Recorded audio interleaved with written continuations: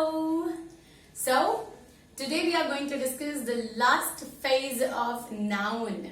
Because जैसे हमने noun को start किया था, I had given you the subheadings under it कि ये सारी चीजें अपने को noun में पढ़नी है, right? So slowly and gradually we have completed almost everything. This is the only thing which is left in noun, that is cases. Yes, of course. कई बार क्या होता है, हम चीजें पढ़ते हैं, हम चीजें जानते हैं, but then the point is उनके टॉपिक्स और हेडलाइन से हम वाकिफ नहीं होते. The same thing happens with these kind of things also. यानी अगर आप में से कई लोगों से मैं पूछूं कि नाउन के कितने केसेस होते हैं, तो आप में से होता है कई लोग मुझे ये भी कहते हैं कि मैम नाउन पे भी केसेस चल रहे हैं, हमें मालूम ही नहीं था. बट आप जान के हैरत में आ जाएंगे, नाउन पे एक नहीं, दो नहीं, तीन केसेस चल रहे हैं, और चल ही रहे हैं, वो चल ही रहे हैं, वो चल ही रहे हैं. So today we are going to discuss about all three kinds of cases which we have under this subheading of noun. Like the subheading of noun, that is cases. Under these cases we are going to have three categories. The first wala case is called as subjective. This is called as subjective case. Now after this subjective case, the second one is going to be objective case. अब may be आप में से कई लोगों को धीरे धीरे करके चीजें याद आ रही हो. Objective case, and finally we are going to have a third one that is called as possessive case. Possessive case. ठीक.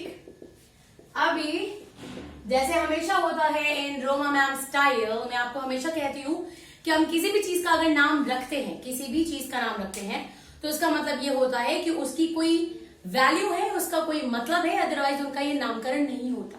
Right? Now let's check it out what exactly it is all about.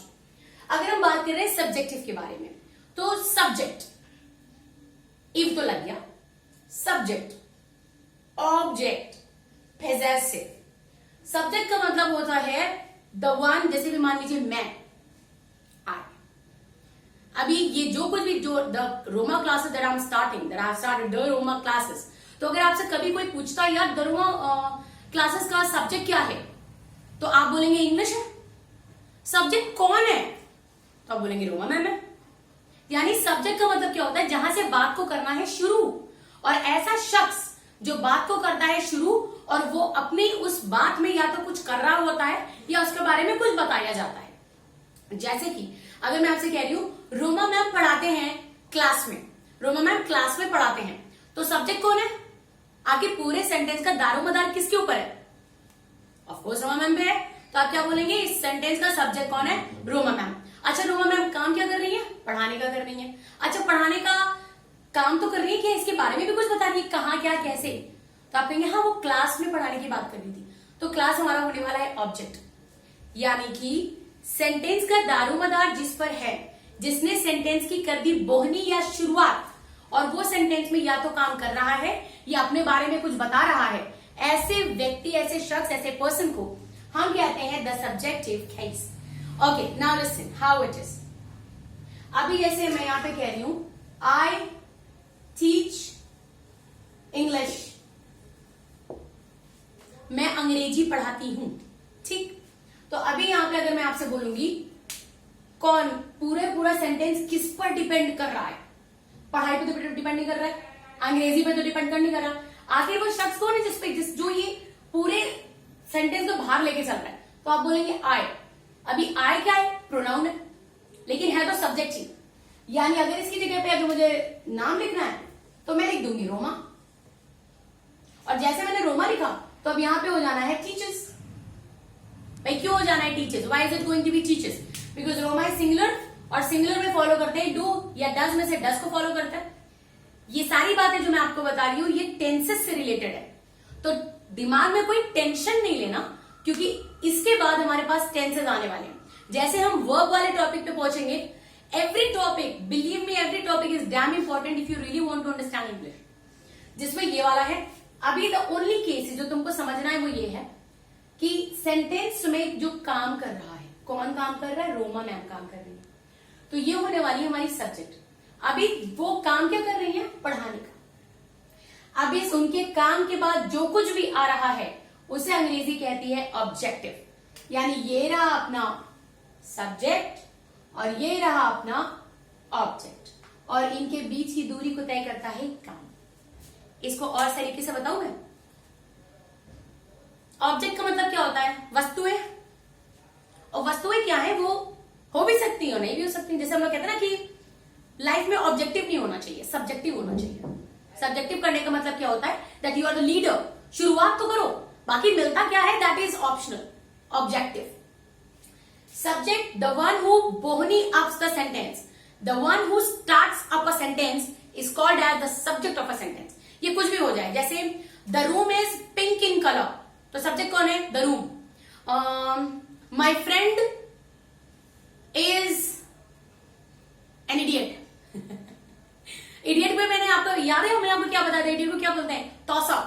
तो अगर मैं कहती TOSSER, तो अगर मैं कहती हूँ my friend is an idiot, तो अब यहां पे सब्जेक्ट कौन है? My friend. यहां पे सिर्फ सब्जेक्ट माई नहीं हो सकता।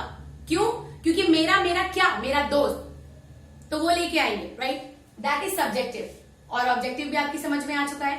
तो यानी अब मैं यहाँ पे एक फ्रेश सेंटेंस लिखती हूँ ताकि वो आपका रिवीजन हो जाए।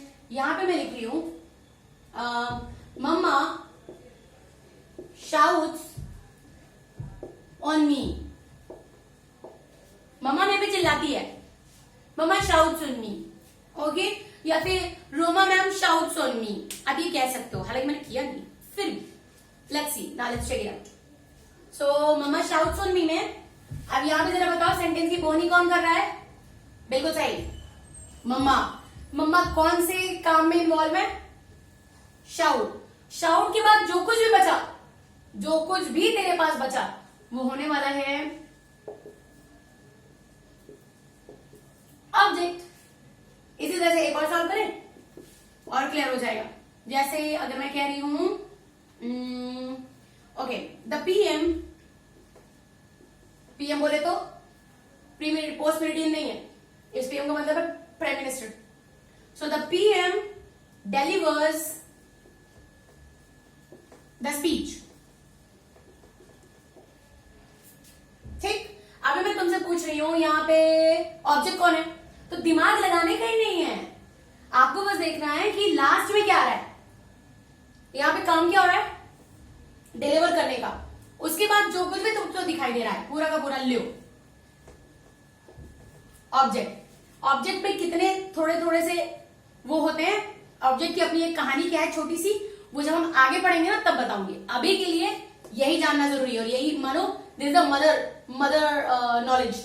अगर ये मालूम है तेरे को तो आगे मैं जो कुछ पढ़ाऊंगी सब समझ में आना है। और हमारे सब्जेक्ट कौन होने वाले हैं? पीएम महोदय। क्योंकि अगर ये नहीं है तो बाकी सेंटेंस हम लेके करें तो करेंगे आगे, तो हमारा सब्जेक्ट ही मिसिंग हो जाएगा। Am I clear? जैसे अभी मान लीजिए मैं दिखाई दे रही हूं आपको, तो रोमा इज टीचिंग। अब जरा मुझे बताइएगा, सब्जेक्ट गायब हो गया, फिर से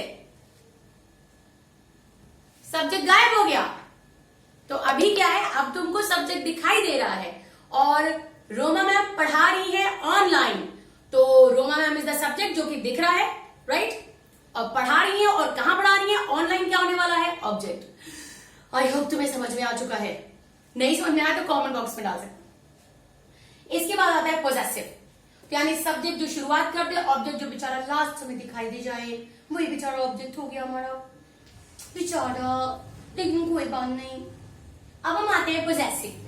पोजेसिव का मतलब होता है जिसपे हम अधिकार जता सकते हैं। एक्चुअली जैसे जब आप में से कई ऐसे स्टूडेंट्स हैं जो मेरी हिट लिस्ट में आ रहे हैं। हिट लिस्ट का मतलब ढाई ढाई ढाई वाली नहीं, वैसे हिट वाली, ब्लॉकबस्टर वाली लिस्ट में, क्योंकि आप आंसर करते हो, आप क्वेश्चंस पुट अप करते हो और समटाइम्स आपके कॉम्प्लीमेंट्स भी आते रहते हैं। Thank you so much.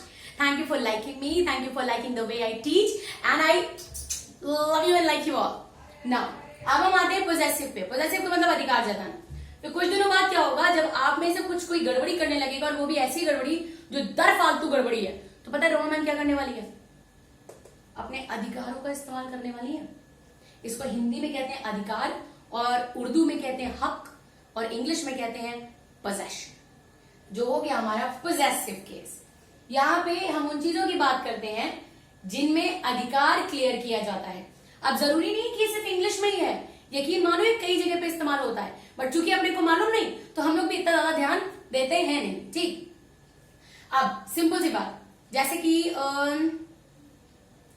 एकदम छोटी सी बात समझो, नाउन में पोजेशन को समझने का सबसे बेहतरीन मतलब है, आपको दिखाई देगा अपॉस्ट्रोफी एस। मेरा अपॉस्ट्रोफी के साथ थोड़ा सा दिक्कत है, इसको मैंने पोलियो का ड्रॉप, मुझे लगता है कुछ गड़बड़ है, ये हमेशा थोड़ा सा गड़बड़ाया रहता है।